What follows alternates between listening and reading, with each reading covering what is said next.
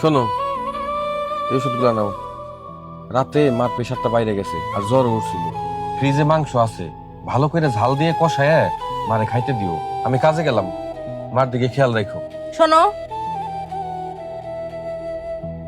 এক গাদা তো ফরমাইশ দিয়ে যাইতে চাও। আমার সংসারে কত কাজ, আজকে আমি আবার একটু মার্কেটে যাবো। মার শরীরটা আজকে ভালো না, আর আজকেই তোমার মার্কেটে যাওয়া লাগবো। তোমার মার তো প্রতিদিনই শরীর খারাপ হয়ে থাকে, এ আবার নতুন কি? তাছাড়াও আগামী শুক্রবার ভাইয়ের ছেলের মুখে ভাতের অনুষ্ঠান। আজ যদি একটা জামা না কিনি তাহলে কবে কিনবো? তোমাকে না কত করে বলছি, তুমি যাবা না? আমার মা ঘরে অসুস্থ হয়ে পড়ে আছে, আর আমি যাব তোমার ভাইয়ের ছেলের মুখে ভাত অনুষ্ঠানে? অমন দাওয়াতের কপালে আমি উষ্টা মারি, তুমি যাও তোমার দাওয়াত খাইতে। ঠিক আছে, আমি একাই যাবানি, কোনো সমস্যা নাই। কই যাও, কাজে যাবা না? কাজে জীবনে বহুত যাইতে পারো, এখন আমার মায়ের কাছে থাকাটাই আমার প্রধান কাজ। আচ্ছা ঠিক আছে, সাবধানে এসো। আমি তোমাকে জামাই রে খুশি সংবাদটা দিতেছি। এই শোনো, বলো। তুমি তাড়াতাড়ি বাজারে যাও, গরুর মাংস আর পোলার চাল নিয়ে আসো। এই অবেলায় বাজার যাবো কেন? আর গরুর মাংস আর পোলার চাল আনা লাগবো কে? আরে আজ আমার বড় ভাই আসতেছে আমাকে বাড়িতে। তোমার বড় ভাই আসতেছে তাই কি হয়েছে? এজন্য বাজারে গিয়া গরুর মাংস আর পোলার চাল আনতে হইব কেন? বাড়িতে কি আমি টাকার গাছ লাগাইছি নাকি যে ঝাঁকি দিমার ঝরঝরে টাকা পড়বো আর সেই টাকা নিয়ে আমি বাজারে যাই গরুর মাংস আর পোলার চাল কিনে আনম তোমার বাপ ভাই জন্য?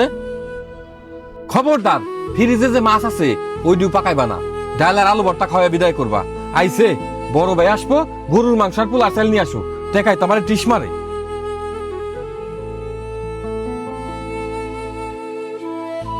ছোট বোন জামাই যে ব্যাপারটা করলো, ওকে বাড়ি যাওয়া ঠিক হবো না, আগে বিষয়টা জানতে হইব।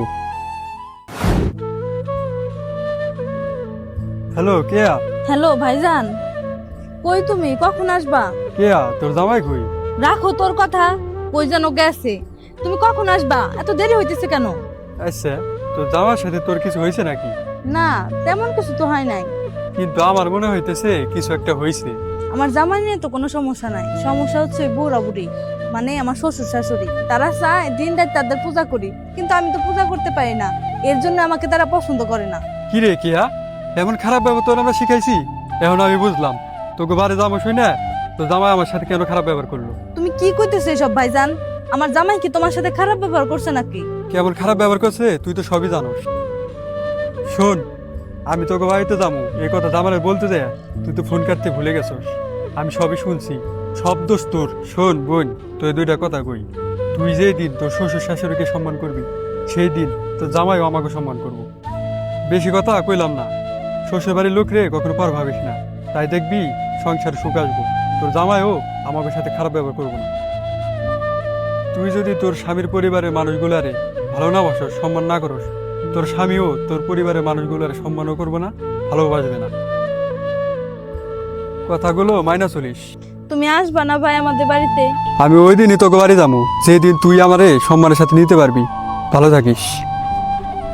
আপনি যদি আপনার শ্বশুর শাশুড়িকে সম্মান না করেন, ভালো না বাসেন, তাহলে একটা সময়ে যেয়ে কিন্তু আপনার স্বামীও আপনার পরিবারের কাউকে সম্মান করবে না, ভালোবাসবে না। শুনতে খারাপ লাগলেও এটাই বাস্তবতা।